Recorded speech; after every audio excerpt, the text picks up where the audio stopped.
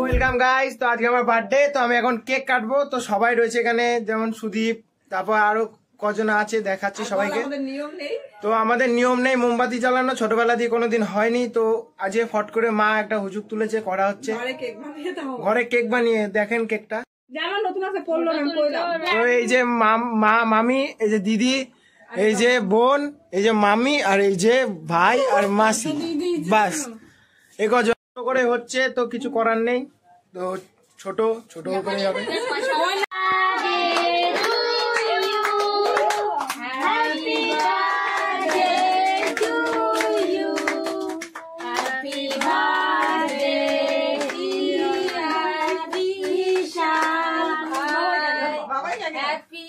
আমার পেলে এমনি খাওয়া শেষ হয়ে যাবে।